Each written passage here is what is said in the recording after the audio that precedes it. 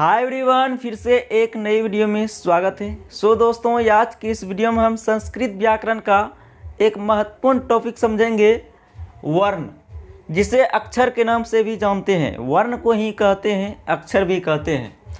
तो हम लोग आज कंप्लीट रूप से अक्षर के बारे में अध्ययन करेंगे। आखिर वर्ण की उत्पत्ति हुई कहाँ से है, आखिर अक्षर कहते किसको है, तो यह क्वेश्चन सबके मन में होगा। तो समझिए, पहले वर्ण की उत्पत्ति कहाँ से भी है, नहीं, यही क्वेश्चन होगा आपके मन में। तो पाणिनि के द्वारा संपूर्ण वर्णमाला को 14 सूत्रों में बांटा गया है, 14 सूत्रों में प्रस्तुत किया गया है। ऐसा माना जाता है कि महेश्वर ने अपने नृत्य के दौरान, जब वह नृत्य कर रहे थे, तो नृत्य के दौरान अपने डमरू को 14 बार बजाया। ठीक, उससे ये 14 सूत्र पाणिनि को प्राप्त हुए हैं, जिसे हम लोग माहेश्वर सूत्र या प्रत्याहार सूत्र या शिव सूत्र के नाम से भी जानते हैं। ठीक है, और यह सूत्र 14 सूत्र जो है यहाँ सारा लिखा हुआ है। इसके बारे में विस्तृत रूप से चर्चा करेंगे इस वीडियो में, तो शुरू से अंत तक जरूर देखिएगा। ठीक है, अक्षर जो है, यह वर्ण जो है, हम लोग जो हिंदी व्याकरण में वर्ण पढ़ते हैं, संस्कृत से ही लिया गया है। ठीक है, तो समझिए आज कंप्लीट रूप से आखिर वर्ण की उत्पत्ति हुई कहाँ से है। ठीक है, तो वर्ण की जो उत्पत्ति हुई है, भगवान शंकर जब नृत्य कर रहे थे, उसी समय उसके डमरू से 14 सूत्र प्राप्त हुए थे। ठीक है, डमरू को 14 बार बजाया, उसी से ही यह क्या हुआ, 14 सूत्र पाणिनि को प्राप्त हुआ, जिसे हम लोग शिव सूत्र के नाम से भी जानते हैं। सबसे पहले जानिए, अक्षर या वर्ण कहते किसको है। भाषा की वह सबसे छोटी इकाई, भाषा की वह सबसे छोटी इकाई जिसका पुनः खंड या टुकड़ा नहीं हो, वर्ण कहलाता है, या फिर अक्षर कहते हैं। ठीक है, टुकड़ा तो होगा लेकिन दोबारा नहीं होगा, पुनः नहीं होगा।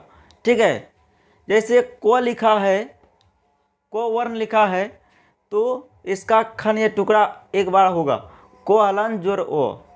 चो लिखा है तो चो हलन जोर ओ, तो लिखा है तो हलंत ओ, इस तरह से।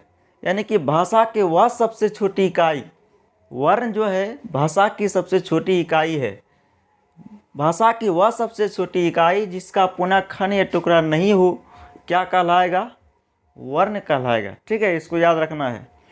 तो पाणिनि ने वर्णमाला को 14 सूत्रों में प्रस्तुत किया है, और यह 14 सूत्र जो प्राप्त हुए हैं, जब भगवान शंकर डमरू को 14 बार बजाया था नृत्य के दौरान, उसी से 14 सूत्र प्राप्त हुआ है। चलिए देखते हैं कि ये 14 सूत्र कौन कौन से हैं, आपको याद रखना बहुत ज़रूरी है। देखिए, पहला सूत्र है ओ ई ऊना, दूसरा सूत्र है री लिरिक, तीसरा सूत्र है ए ओंग, और चौथा सूत्र है आई ओच, और पांचवा सूत्र है हयवरट। नेक्स्ट है लन, उसके बाद है अयम अंगनम, अयम अंगनम, उसके बाद है झाबाया। नेक्स्ट है घटधस, उसके बाद है जब घटधस, उसके बाद है खप छट था चट तब।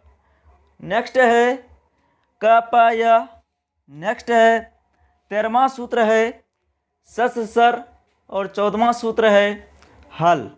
ठीक है, तो पहले समझिए, ये 14 जो सूत्र है, 14 प्रत्याहार सूत्र जो है, इस 14 प्रत्याहार सूत्र में कौन से वर्ण है, कौन कौन से वर्ण है। तो देखिए, प्रत्याहार सूत्र से वर्ण पता करने के लिए आपको क्या करना है, लास्ट में जितने हलंत वाले वर्ण है उसको जो है आपको छोड़ देना है, गिनती नहीं करना है। ठीक है, सबको क्या करना है, छोड़ देना है। जितने भी हलंत वाला वर्ण है, अंतिम में सबको क्या करना है, छोड़ देना है। ठीक है, और शेष जो वर्ण बचेगा उसी का गिनती किया जाएगा। जैसे पहला सूत्र है ओ ई ऊन, इसमें कौन कौन से वर्ण है, इसमें कौन कौन से वर्ण है, तो या इसमें है ओ, ई ऊ, ठीक है, 3 गो है। उसके बाद देखिए दूसरा सूत्र है री लिरिक। री लिरिक क्या है? री लिरिक। तो इसमें देखिए री है, लिरी है, इसमें 2 ही वर्ण है दूसरा सूत्र में। उसके बाद देखिए तीसरा सूत्र, इसमें होगा ए औ। नेक्स्ट है आई ओच, इसमें देखिए आई हो जाएगा, लास्ट वाला जो अक्षर है उसको छोड़ देना है, आई होगा औ होगा, ठीक है। ये देखिए सारे क्या है, ये जो है सारे है स्वर वर्ण। स्वर वर्ण की संख्या कितना हो गया? 1 2 3 4 5 6 7 8 9। इधर देखिए 1 से 4 तक सूत्र में स्वर वर्ण जो है ना कितना है? 9 है। कितना है? स्वर वर्ण 9 है। और इधर जो सारा है सारा व्यंजन वर्ण है। ये 5वां से लेकर 14 तक जो सूत्र है ये इसमें सभी व्यंजन वर्ण है। समझ में आया? अब देखिए हयवरट में देखिए कौन कौन से वर्ण है, यानी अंतिम हलन वाले अक्षर को छोड़ देना है, ठीक है, तब पता लगेगा कि कौन से प्रत्याहार सूत्र में कौन सा वर्ण है।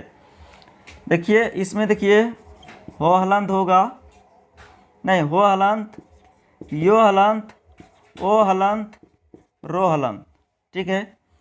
इसमें देखिए सिर्फ लो हलंत होगा, अंतिम वाला यहाँ लन है सिर्फ, तो इसको छोड़ देना है हलंत वाला, सिर्फ बचेगा लो हलंत। उसके बाद 7वां में देखिए क्या होगा?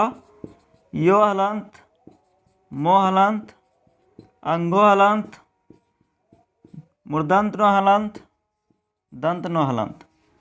अयम अंगनम, अयम अंगनम, अयम अंगनम, यही लिखा है। उसके बाद है झबाया, यानी कि इसमें होगा झ, झो हलंत, भो हलंत। इसके बाद है घट धस, तो घो हलंत, ढो हलंत, घो हलंत, ढो हलंत, धो हलंत, ये होगा लास्ट वाला अक्षर छोड़ देना है। अब है जब घट दस, इसमें देखिए क्या होगा? जो हलंत, बो हलंत, गो हलंत, डो हलंत, दो हलंत, यही होगा। उसके बाद 11वां सूत्र देखिए, 11वां सूत्र में कौन कौन से वर्ण है? इसमें देखिए होगा खो हलंत, फो हलंत, छो हलंत, ठो हलंत, थो हलंत, चो हलंत, टो हलंत और तो हलंत। लास्ट वाला जो अक्षर है हलंत वाला छोड़ देना है। 12वां है कपाया, यो को छोड़ देना, यो हलंत को, सिर्फ बचेगा यहाँ को हलंत, पो हलंत। 14वां सूत्र है सस सर, इसमें तालब सो हलंत रहेगा वर्ण, मूर्धांक सो हलंत, दंत सो हलंत, ठीक है। उसके बाद 14वां सूत्र है हल, तो इसमें सिर्फ हो हलंत होगा, नहीं। तो 14 प्रत्याहार सूत्र है जिसे सिप सूत्र कहते हैं। और आपको बता दिए कि कौन से प्रत्याहार सूत्र में कौन सा वर्ण है, कौन कौन से वर्ण हैं, उसका भी बता दिए तरीका आपको कैसे लिखना है, कैसे ज्ञात करना है। जितने में अंतिम अक्षर है हलंत वाला उसको छोड़ करके आपको गिनती करना है प्रत्याहार में वर्ण पता ज्ञात करने के लिए।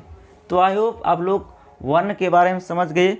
नेक्स्ट क्लास में हम लोग समझेंगे कि वर्ण के कितने भेद होते हैं, ठीक है। स्वर वर्ण क्या है, व्यंजन वर्ण क्या है, स्वर वर्ण के कितने भेद होते हैं, व्यंजन वर्ण के कितने भेद होते हैं, सारे के बारे में डिस्कस करेंगे।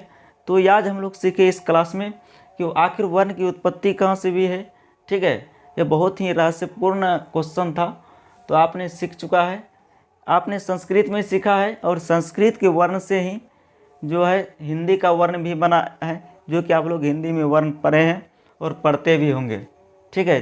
तो आपको संस्कृत में यह 14 जो प्रत्याहार सूत्र बताए जिसे सिप सूत्र भी कहते हैं, इसको पहले याद कर लेना है। लिख लिख के याद कीजिएगा, तभी यह याद रहेगा सारा सूत्र, ऐसे भूलने का ज़्यादा चांस है। तो मिलेंगे नेक्स्ट क्लास में, तब तक के लिए जय हिंद, वंदे मातरम।